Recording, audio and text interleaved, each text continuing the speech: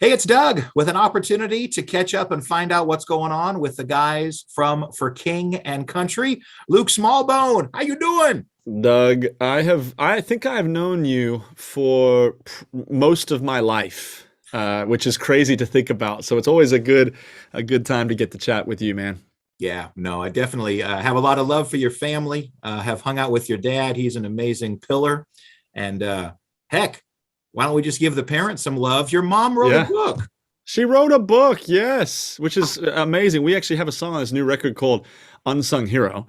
And it is actually about, I've said it, it's 75% about my mother and 25% about my dad. Because she is, in some cases, in most cases, actually, you start to realize that our parents are the people that we are today are because of these small little conversations, these small little nudges one direction or the other that take place many, many years before you actually think that those little nudges are important. And my mom always did the invisible so very well. And I think yeah. So for us, for her to be able to write a book is something that we've all been championing because I think she has a lot to offer the world. And so she's finally done it, which we're grateful. I think it's called Behind the Lights is what I think it is called. So Okay. And proud of you, mom. are we gonna find out something we didn't know about you growing up? Any No, kind I of was a good boy. I was a good boy, Doug. I don't think there's anything in there. There's probably something incriminating in there, but I haven't actually read it, so I don't. I okay? don't know yet. I need to get on that. So we wonder then if who's her favorite? Is it you or Joel or Rebecca or someone else or No, yeah, maybe read the book to find out. well, we're here to talk about the latest project. What are you waiting for? And Yeah, to mention that song that was about 75% your mom, do you yeah. set out to write songs to make your parents cry, or that just happens naturally? Well, I think this one was always destined to be a little bit of a crier. I mean, uh, sometimes tears are incredibly healing, and a lot of times, even being a parent myself, like I haven't parented perfectly, and you don't ever have parents that do, but the hope is that they take away the important lessons, and whether or not it's an uncle, an auntie, a grandfather, stepmother, father, whatever it may be, is there's so many people in our lives that have become that very thing. We would call them unsung heroes. Now, you may not say that as a teenager. You may not even say it in your early 20s. But as you start to get a little older, you start to realize, man, there were so many things about what my parents were trying to teach that I now take as truth and as real. And I think it's so important to honor people. And in our case, I think it was important for us to honor people in the situation of our parents that are still here. And we're not singing this song at their funeral. We're Mm-hmm. not singing this song, after they've been gone. Because, I think the pandemic has made us realize that life is incredibly fragile. And in some cases, there's certain people that we should be asking forgiveness. There's certain people that we should, that are prompting, maybe there's dreams dormant in our hearts that we need to go and chase. That really is kind of the heartbeat behind the album title, What Are We Waiting For? Would you say that this is the most personal record to date? Well, I think that, Burn the Ships was very me personal, if that makes sense, and Joel personal, like just Mhm. us. I think this album is very personal, but it's a lot of us thinking about, what's going on in the world. It's kind of, there's three themes in this album. It's a very global album. Mhm. It's got a lot of family ties to it as well. And it's a very spiritual album. And I think all of which are inherently very, very personal, but they're not necessarily always with the lens focused on me. It's through hopefully seeing what I'm seeing, the lens of what's going out in the rest of the world. What would you say would be a difference professionally and or personally between the debut record and where you find yourself with the fourth project in terms of growth, spirituality? It's a great question. The first record, at the end of the day, as an artist, you're trying to figure out a way to survive. So there's a degree of panic that takes place. I think that the lesson that I've learned with music is the more that you can write songs that resonate with your soul, there's very likely other millions of other people out there that are just like you. And when those songs become other people's songs, it inherently makes you as the writer feel less lonely.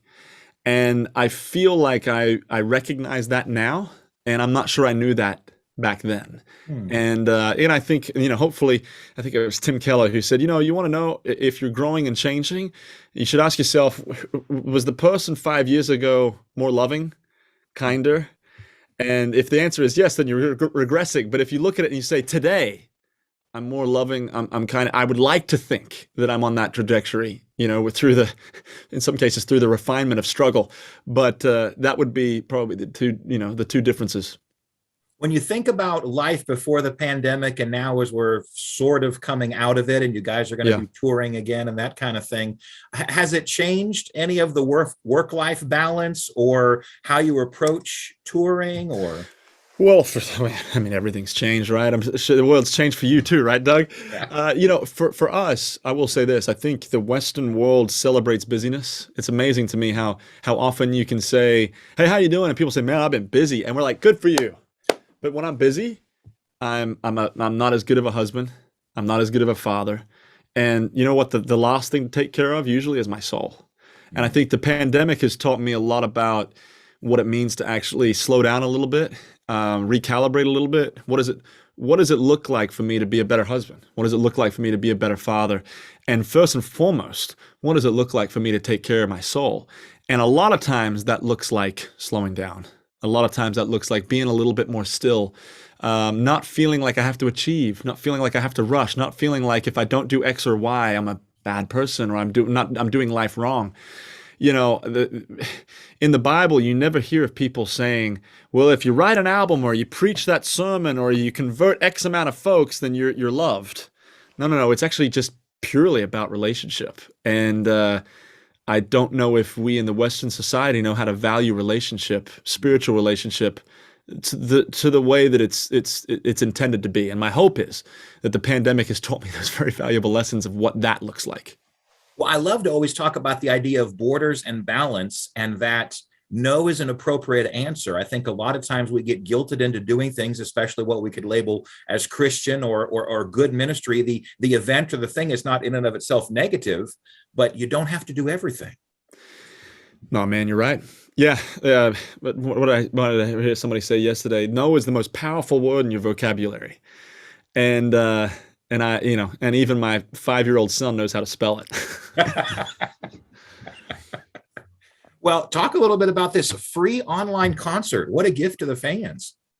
Yeah, and anytime we've kind of released a new project, we're always thinking through, what can we do that's kind of a little bit of a introduction to the new project. So we've done that a few times over the last couple of years, and we thought, well, why wouldn't we do it for this one? So March 21st, we're doing a live from the Mojave Desert event, which people are like, why are you doing the Mojave Desert? Well, the album cover has a desert behind it, so we thought, well, let's make life complicated and let's record a live special from there. But yeah, we want to be able to sing these new songs, kind of introduce them to you all, and we wanted to do this special event. It's live on all the socials, kind of everywhere God willing, can find it, and so hopefully it's a little gift to folks. We've heard several of the songs already that have been released.